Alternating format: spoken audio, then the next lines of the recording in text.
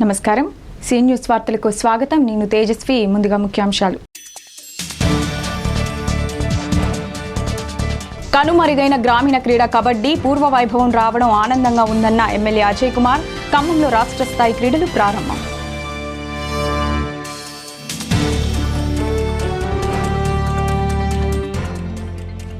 నకిలీ విత్తనాల తయారీ సంస్థలపై కేసులు నమోదు. వ్యవసాయ శాఖ మంత్రిని బర్తరఫ్ చేయాలని కాంగ్రెస్ డిమాండ్.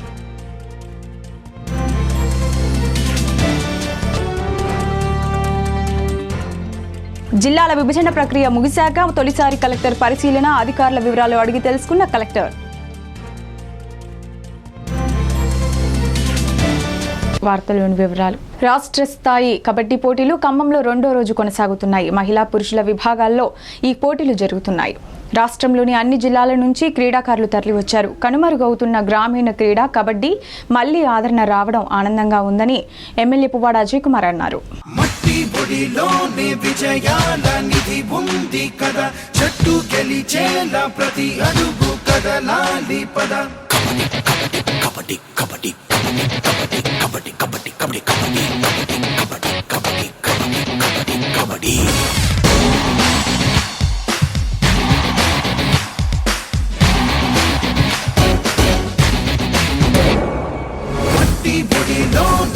విజయాల నిధి ఉంది కదా, చెట్టు గెలిచేలా ప్రతి అడుగు కదలాలి పద. మట్టి బొడిలోనే విజయాల నిధి ఉంది కదా, చెట్టు గెలిచేలా ప్రతి అడుగు కదలాలి పద.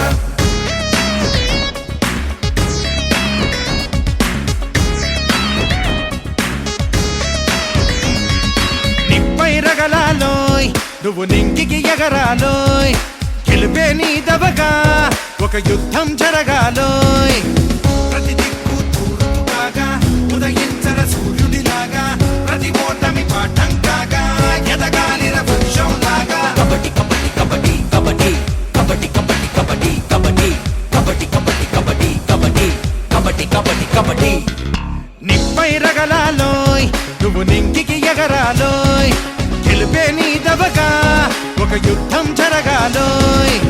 ప్రతి దిక్కు తూర్పు కాగా ఉదయించర సూర్యుడిలాగా, ప్రతి ఓటమి పాఠం కాగా ఎదగాలిర వృక్షం లాగా. కబడ్డీ కబడ్డీ కబడ్డీ కబడ్డీ కబడ్డీ కబడ్డీ కబడ్డీ కబడ్డీ కబడ్డీ కబడ్డీ కబడ్డీ కబడ్డీ కబడ్డీ కబడ్డీ.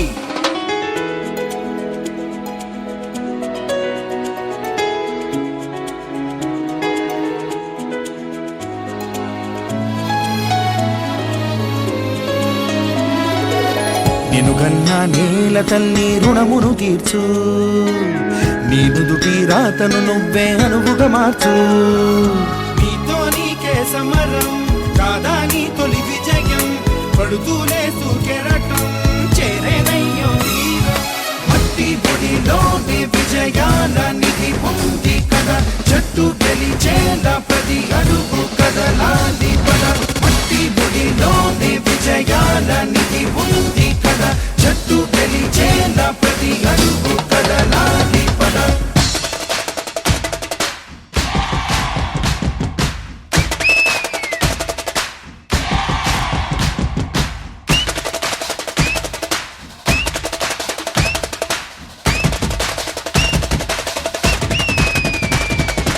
కబడ్డీ కబడ్డీ కబడ్డీ కబడ్డీ కబడ్డీ కబడ్డీ కబడ్డీ కబడ్డీ కబడ్డీ కబడ్డీ కబడ్డీ కబడ్డీ కబడ్డీ కబడ్డీ కబడ్డీ.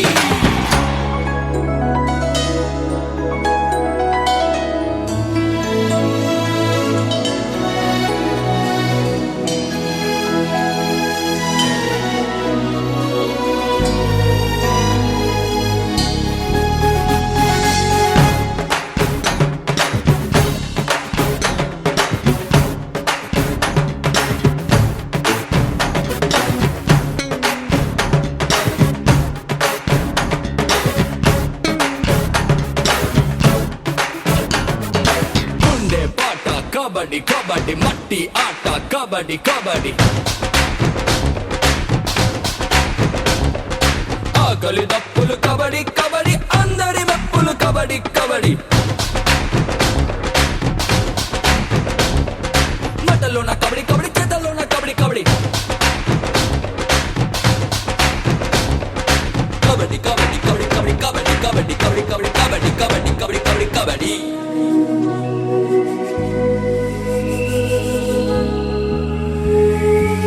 పోతే పడుతూ గీతే దాటితే కాలో చెయ్యో ఆయుధమైతే ఆ పైన ఫలితం కాదా మీదే మీదే మనసును బుద్ధిని ఏకం చేసి కంటి పాపను ఇచ్చేసి ఈ టోర్నమెంట్ లో పాల్గొంటున్న గత 10 జిల్లాలు అంటే ఇప్పుడు 31 జిల్లాల కింద లెక్క. మాతృ జిల్లాలు 10 మాతృ జిల్లాల నుంచి వచ్చిన క్రీడాకారులకి మరియు కబడ్డీ గేమ్ లవర్స్ కి, మీడియా మిత్రులకి, ప్రజలకి అందరికీ పేరు పేరున నమస్సుమాంజలు. చాలా మంచి ఇనిషియేషన్ తీసుకున్నారు ఎన్వి గారు మీరు. మరి ఈ క్రీడని ఖమ్మంలో అంతర్జిల్లా కబడ్డీ తెలంగాణ క్రీడల్ని ఇక్కడ నిర్వహించడానికి మీరు సాహసోపేతమైన ఖర్చుతో కూడుకున్న కార్యక్రమం అయినా కూడా వెనుకంజ వేయకుండా ఈ గ్రామీణ క్రీడను ప్రోత్సహించాలి. ఇప్పుడు గ్రామీణ క్రీడ కాదు, ఇది కార్పొరేట్ క్రీడ అయిందని చెప్పగానే మరి వక్తలందరూ చెప్పారు. కాబట్టి ఇది మనం దీన్ని గ్రామీణ క్రీడగా భావించకుండా మన తెలంగాణ రాష్ట్ర క్రీడగానే భావిస్తూ రాబోయే రోజుల్లో మీ అందరికీ ఉజ్వలమైన భవిష్యత్తు ఈ క్రీడ ద్వారా లభించాలని చెప్పి కూడా కోరుకుంటూ మరి ఇప్పుడు ఈ క్రీడల్ని ప్రారంభించే డిక్లరేషన్ చదువుతాను. I declare the Telangana inter district kabaddi championship men and women open. Thank you very much. ఈ యొక్క పోటీలు మనం మీ అందరికీ తెలుసు, తెలంగాణ రాష్ట్రం ఏర్పడిన తర్వాత 3వసారి మనం నిర్వహించుకుంటున్నటువంటి ఈ యొక్క సీనియర్ అంతర్జిల్లా కబడ్డీ పోటీలు. మరి ఈ పోటీల్లో క్రీడా నైపుణ్యాన్ని కనబరిచినటువంటి క్రీడాకారులను మన తెలంగాణ రాష్ట్రానికి ఎంపిక చేసి మరి జాతీయ పోటీలో పాల్గొనడానికి పంపిస్తూ ఉంటాం. మరి ఇక్కడ ఉన్నటువంటి వక్తలందరూ చెప్పారు ఏంటంటే కబడ్డీ చాలా మరుగుపడిపోతున్న సంబంధంలో ప్రో కబడ్డీ వచ్చిందని. కానీ కబడ్డీ ఏనాడు కూడా మరుగున పడలేదు. కబడ్డీకి ఉన్నటువంటి చరిత్ర కబడ్డీకే ఉంది. గత 64 సంవత్సరాలుగా తెలంగాణ రాష్ట్ర కబడ్డీ అసోసియేషన్ మన రాష్ట్రానికి, మన దేశానికి కూడా పేరు ప్రఖ్యాతలు తీసుకువచ్చినటువంటి క్రీడాకారులు కూడా మన తీర్చిదిద్దినటువంటి చరిత్ర మన తెలంగాణ రాష్ట్రానికి ఉంది. మరి మీకు తెలుసు, ఈనాడు గత 7 ఏషియా క్రీడోత్సవాల్లో కూడా భారతదేశానికి పురుషుల్లో మహిళల్లో కూడా భారతదేశానికి బంగారు పతకం సాధించినటువంటి క్రీడ ఏదైనా ఉందా అంటే అది కబడ్డీ ఒక్కటనే తెలియజేయడానికి మీకు నేను సంతోషంగా తెలియజేస్తున్నాను. ఎందుకంటే 1990 బీజింగ్ ఏషియన్ గేమ్స్ నుంచి మొదలు పెట్టుకుని 2014 ఇంచేన్ కొరియాలో జరిగినటువంటి 7 ఏషియా క్రీడోత్సవాలు కూడా భారతదేశానికి బంగారు పతకం ఇచ్చిన టీం క్రీడ కబడ్డీ ఒక్కటి మాత్రమే. సో నేను మా క్రీడాకారులందరినీ కూడా అభినందిస్తున్నాను. ఎందుకంటే మీ అందరి సహాయ సహకారం లేకపోతే మనం ఈ బంగారు పతకాలు సాధించడం జరగదు కూడా. మరి అంతేకాదు, ఈనాడు ప్రపంచవ్యాప్తంగా 32 దేశాల్లో ఈ కబడ్డీ ఆడబడతా ఉంది.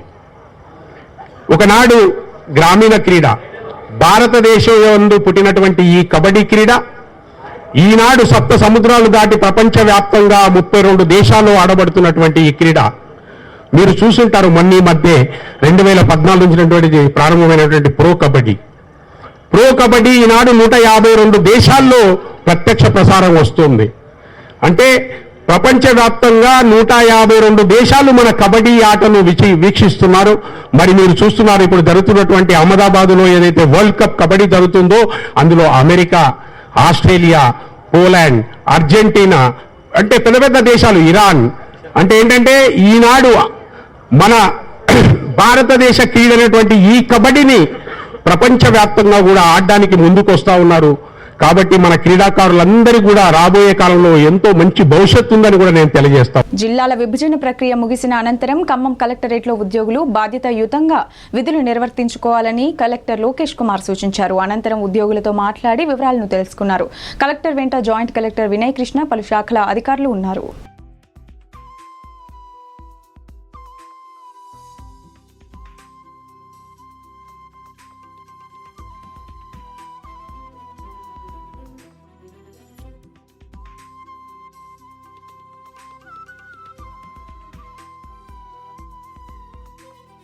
బులెటిన్లో చిన్న విరామం. నా పేరు రామరమ్మ అండి, ఖమ్మం మాది. నాకు పోయిన సంవత్సరం కిడ్నీలు ఖరాబ్ అయినాయి అని అన్నారు. అక్కడ ఒక కిడ్నీ అసలు తీసేయాలన్నాడు, ఒక కిడ్నీ రాళ్ళు ఉన్నాయన్నారు. అక్కడి నుంచి అంబులెన్స్ తీసుకొచ్చారు విజయవాడకి. చరిత్రశ్రీ హాస్పిటల్లో మంచి ట్రీట్మెంట్ ఉందని చెప్పారు. ఇక్కడికి వచ్చాము. నాకు 10 రోజుల్లో విజయ్ కుమార్ డాక్టర్ గారు మంచి శుభ్రంగా నన్ను మనిషిని చేసి పంపించారు. డాక్టర్ గారికి పొద్దున్న లేస్తే నమస్కారం చేసుకుంటానండి. సంప్రదించండి Charitashri hospitals, Prakasam road, Pushpa hotel centre, Vijayawada. తిరిగి బులెటిన్లోకి స్వాగతం. నకిలీ విత్తనాలను తయారు చేసిన సంస్థలపై కేసులు నమోదు చేసి వ్యవసాయ శాఖ మంత్రిని బర్తరఫ్ చేయాలని కాంగ్రెస్ నేత బట్టి విక్రమార్క డిమాండ్ చేశారు. నకిలీ విత్తనాలతో వేలాది మంది రైతులు తీవ్రంగా నష్టపోయారని, దీనికి ప్రభుత్వం బాధ్యత వహించాలని ఆయన అన్నారు. దీనిపై 15వ తేదీన కలెక్టర్ కార్యాలయాన్ని ముట్టడిస్తామని జిల్లా కాంగ్రెస్ పార్టీ స్పష్టం చేసింది. జిల్లాలోని పలు ప్రాంతాల్లో భట్టి పంట నష్టపోయిన ప్రాంతాలను పరిశీలించారు. రైతులు వాడిన విత్తనాల తీరును అడిగి తెలుసుకున్నారు. ఎక్కువగా నకిలీ విత్తనాలతో పంటలకు తీవ్ర నష్టం జరిగినట్లు రైతులు భట్టీకి వివరించారు. అనంతరం మీడియాతో మాట్లాడుతూ ప్రభుత్వ తీరును ఎండగట్టారు. నకిలీ విత్తనాలతో రైతులు పంటలను కోల్పోతే కనీసం ప్రభుత్వం స్పందించలేదన్నారు. నకిలీ విత్తనాలను తయారు చేసిన సంస్థలపై పీడీ యాక్ట్ కేసులు పెట్టాలన్నారు. దీనికి కారకులైన వ్యవసాయ శాఖ మంత్రిని బర్తరఫ్ చేయాలని భట్టి డిమాండ్ చేశారు. మరోవైపు పంట నష్టపోయిన రైతులను ప్రభుత్వం ఆదుకోవాలని డిమాండ్ చేస్తూ కాంగ్రెస్ పార్టీ ఆధ్వర్యంలో ఈ నెల 15వ తేదీన 500 ట్రాక్టర్లతో భారీ ప్రదర్శన చేపడతామని పార్టీ జిల్లా అధ్యక్షుడు ఐతం సత్యం తెలిపారు. దీనికి పార్టీ శ్రేణులు తరలి రావాలని ఆయన విజ్ఞప్తి చేశారు.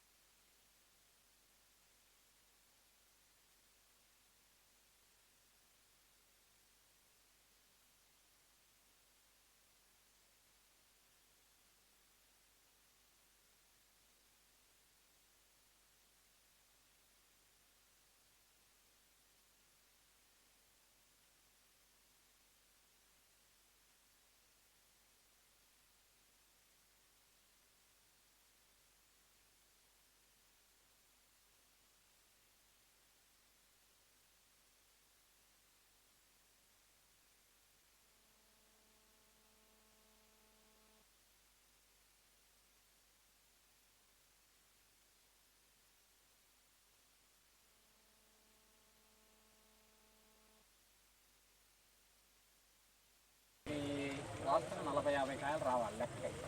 కానీ దీనివల్ల ఏంటంటే 1.5 క్వింటాలు వాస్తవంగా వర్షాలకి ఫస్ట్ వర్షం లేదు, కూడా కదా సార్ విత్తన లోపం కూడా లోపాలు కూడా ఉన్నాయి. విత్తన లోపాలు కూడా ఉన్నాయి. 50-50 ఆగమైపోయింది.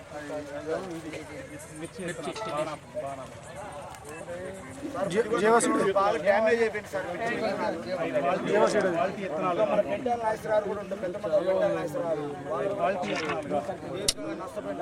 వెంకన్న గారు మీరు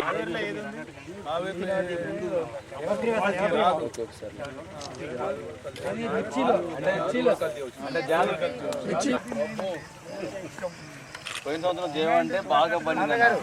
ఈ సంవత్సరం ఏంటంటే మొత్తం ఇత్తనాలు ఎగబడరా నకిలీ ఇత్తనాలు అమ్మేశారు. సరైన ఇత్తనం శుద్ధి చేయక పంట వేశారు.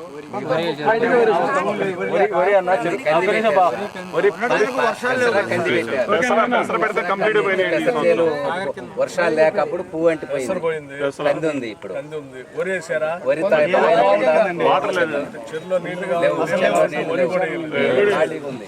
ఇప్పుడు చెరువులో నీళ్లు వచ్చినా కానీ వేయడానికి కూడా లేదు. ఎక్కడ నీళ్ళే వచ్చినాయి.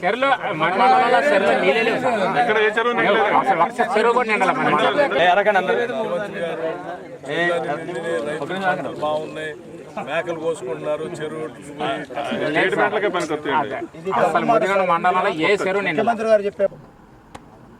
పొలాల్లోకి వెళ్ళండి, రైతుల దగ్గరకు వెళ్ళండి, వ్యవసాయం చూడండి, చూసిన తర్వాత మాట్లాడండి. వాళ్ళు నిజంగా పండగ చేసుకుంటున్నారా, ఆవేదన చెందుతూ ఉన్నారా, కన్నీళ్ళు పెట్టుకుంటున్నారా? మీ పుణ్యాన వేసినటువంటి పంటలకు పెట్టుబడి పెట్టే డబ్బు బ్యాంకుల నుంచి రుణాలు ఇవ్వకపోతే బయట ప్రైవేట్ వ్యాపారస్తులు పోయి 3 రూపాయలు 4 రూపాయలు వడ్డీ తీసుకొచ్చి ఎంత ఆవేదన చెందుతున్నారో వాళ్ళని మాట్లాడిస్తే, కదిలిస్తే కళ్ళల్లో కన్నీరు కారిపోతాం. మీకు సోయి లేదు. వ్యవసాయ శాఖ మంత్రి ఇంతవరకు అసలు వ్యవసాయం గురించి మాట్లాడడం, పత్తి విత్తనాలు, మిర్చి విత్తనాలు, నకిలీ విత్తనాలు అన్నిటి కూడా అమ్ముకోవడానికి పెద్ద ఎత్తున లైసెన్స్ ఇచ్చావు నువ్వు. మరి నువ్వు లైసెన్స్ ఇచ్చిన వ్యక్తి నువ్వు బాధ్యత తీసుకొని రాజీనామా చేయి. నువ్వు రాజీనామా చేయకపోతే ఈ ముఖ్యమంత్రి నేను బర్తరఫ్ చేయి. బర్తరఫ్ చేయవు, నువ్వు రాజీనామా చేయవు, లేకపోతే సీట్ సర్టిఫికేషన్ చేసేటువంటి అధికారులు ఎవరు వాళ్ళ మీద చర్యలు తీసుకోవు. కింద ఏదో 2-3 డీలర్లను లేకపోతే 2-3 ఏఓల్లో సస్పెండ్ చేసి నేను చర్యలు తీసుకున్నా పీడీ యాక్ట్ పెట్టారంటే ఇది సరైనది కాదు. కంచె చేను వేసినట్టుగా ఉంది. వాళ్ళ పాలకులే కల్తీ చేసి విత్తనాలు అమ్ముతూ ఉంటే పాపం ఈ రాష్ట్రంలో ఉన్న రైతులు ఎక్కడ పోవాలి, ఎవరు చెప్పుకోవాలి? ప్రశ్నిస్తే పోలీస్ కేసులు పెడతా ఉంటారు, ఎవరైనా అడుగుదామంటే అక్రమంగా పోయి పోలీస్ స్టేషన్లో ఠానాలో పెట్టి కొడతా ఉంటారు. ఇది ఎక్కడ అన్యాయం? ఇది ప్రజాస్వామ్యమా? ఇలా చూస్తూ ఊరుకోవడానికి సిద్ధంగా లేవు.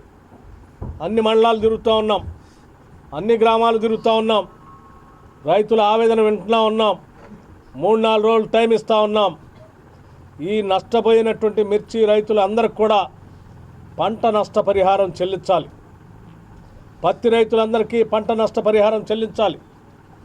ఇంకా ఇతరత్రా పంటలు నష్టపోయినటువంటి వాళ్ళందరికీ కూడా పంట నష్టపరిహారం చెల్లించాలి. వెంటనే అధికారులందరినీ గ్రామాలకు పంపించాలి, ఎన్యూమరేషన్ చేయించాలి. ఈ నకిలీ సంస్థలకు సంబంధించిన యాజమాన్యాన్ని పీడీ యాక్ట్ కింద అరెస్ట్ చేయాలి, లోపల పెట్టాలి, లైసెన్సులన్నీ క్యాన్సిల్ చేయాలి. ఈ వ్యవసాయ మంత్రిని బర్తరఫ్ చేయాలి, రైతులకి న్యాయం చేయాలి. అలా చేయని పక్షంలో పెద్ద ఎత్తున ఆందోళన చేయడానికి కాంగ్రెస్ పార్టీ సిద్ధంగా ఉంది. 15వ తారీఖు నాడు 500 ట్రాక్టర్లతోని కలెక్టరేట్ను ముట్టడించడానికి జిల్లా కాంగ్రెస్ కమిటీ నిర్ణయించింది. ఆ రోజు పెద్ద ఎత్తున రైతులు కలెక్టర్ ఆఫీస్కి వచ్చి 500 ట్రాక్టర్తో ప్రదర్శన చేస్తారు. ఈ జిల్లాలో జరుగుతున్నటువంటి పత్తి మిర్చి రైతుల యొక్క ఆక్రందనం ఈరోజు తెలియపరచడానికి 15వ తారీఖు నాడు ఉన్నది. ముఖ్యంగా రైతులు ఈ సీడ్స్ ఏదైతే ఉన్నాయో అవి కల్తీ సీడ్లు, పత్తి కూడా మరి పూర్తిగా ధ్వంసం అయిపోయిన సందర్భంగా ఎకరానికి మిర్చికి 1000 రూపాయలు, 1,00,000 రూపాయలు ఇవ్వాలని, పత్తికి 50,000 రూపాయలు ఇవ్వాలని డిమాండ్ చేస్తూ కలెక్టరేట్ని ముట్టడించడానికి పార్టీ కిసాన్ సెల్ కానీ జిల్లా కాంగ్రెస్ కానీ నిర్ణయం చేసింది. తప్పక రైతులందరూ కూడా ఆ రోజు వచ్చి దిగ్విజయం చేయాల్సిందిగా కోరుతున్నాను. ఈ జిల్లాలో మేము ఒక 2 రోజుల నుంచి పర్యటన చేస్తున్న సందర్భంలో మిర్చి మరియు పత్తి సాగు విషయంలో రైతులకు చాలా నష్టం జరిగింది. మిర్చి ఏమో ప్రధానంగా 2 కంపెనీలు, జీవా ఒకటి, అట్లనే గ్రీన్ ఇయర్ అనే కంపెనీల విత్తనాలు ద్వారా పూర్తిగా పంట నష్టం జరిగిందనేది రైతులు కూడా చెప్తున్నారు. వాస్తవంగా క్షేత్రస్థాయిలో చూసినప్పుడు కూడా అదే ఉంది. అట్లానే పత్తి జాదు అంటే కావేరికి సంబంధించినటువంటి జాదు కంపెనీ విత్తనాలు రైతులేమో విత్తనాల కల్తీ అని చెప్తున్నారు అక్కడక్కడ. కాబట్టి ఇంత జరిగినా కానీ ఇప్పటి వరకు వ్యవసాయ అధికారులు కానీ అధికారంలో ఉన్నటువంటి నాయకులు కానీ ఎమ్మెల్యేలు కానీ ఏ ఒక్క పంటను కూడా సందర్శించకపోవడం చాలా దురదృష్టకరం. ఒక్కొక్క మిర్చి రైతుకు ఎకరాన దాదాపుగా 90-95 వేల వరకు పెట్టుబడి పెట్టి ఉన్నారు. వాళ్ళకు 1 రూపాయి కూడా వచ్చే పరిస్థితి లేదు. ప్రధానంగా కౌలు రైతులే ఎక్కువ ఉన్నారు ఇక్కడ. ఆ కౌలు రైతులు కూడా ఎకరానికి 20-30 వేలు కూడా చెల్లిస్తూ ఉన్నటువంటి సందర్భం ఉంది. ఉన్న పెట్టుబడి అంతా దానికి పెట్టేసారు. తర్వాత ఇంకో పంటకు పెట్టుబడి పెట్టాలంటే కూడా రూపాయి లేనటువంటి పరిస్థితి ఉంది. మా యొక్క కిసాన్ కేత్ ఆధ్వర్యంలో ప్రధానమైన డిమాండ్ ఏంటి అంటే, ఏదైతే విత్తన కంపెనీలు ఉన్నాయో ఆ కంపెనీలకు సంబంధించినటువంటి వారి చేతనే నష్టం జరిగినటువంటి రైతుకు నష్టపరిహారం ఇప్పించాలి. ఆ కంపెనీల మీద పీడీ యాక్ట్ పెట్టాలి. దీని అంతటి కారణమైనటువంటి వ్యవసాయ శాఖ మినిస్టర్ని బర్తరఫ్ చేయాలి. అట్లాగే వ్యవసాయ శాఖ అధికారులను కూడా సస్పెండ్ చేస్తూ తగిన చర్యలు తీసుకోవాల్సిన అవసరం ఉందని చెప్పి డిమాండ్ చేస్తూ ఉన్నాము. రైతులకు మిగిలిన పంట వేసుకోవడానికి కూడా ప్రభుత్వం నష్టపరిహారం ఇస్తూ ఇన్పుట్ సబ్సిడీని ఇవ్వాల్సిందని చెప్పి డిమాండ్ చేస్తూ ఉన్నాం. దుర్గామాత నిమజ్జన వేడుకలు ఖమ్మం జిల్లా రూరల్ మండలం గుదిమల్లలో ఘనంగా జరిగాయి. భక్తుల కోలాహలం మధ్య వేడుకలు అంగరంగ వైభవంగా కొనసాగాయి. భక్తుల కోలాటాలు ఆకట్టుకున్నాయి. Hallelujah.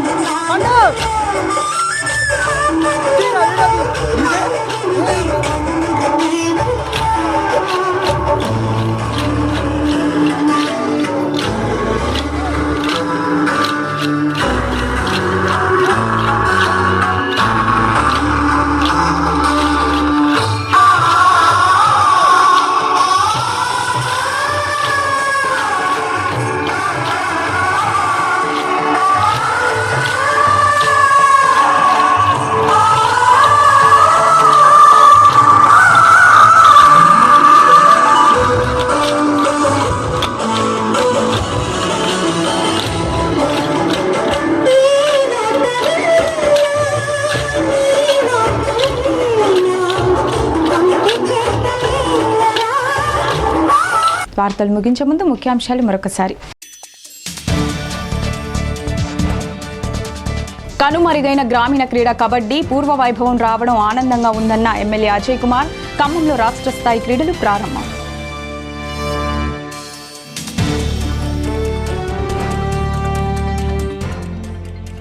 నకిలీ విత్తనాల తయారీ సంస్థలపై కేసులు నమోదు. వ్యవసాయ శాఖ మంత్రిని బర్తరఫ్ చేయాలని కాంగ్రెస్ డిమాండ్.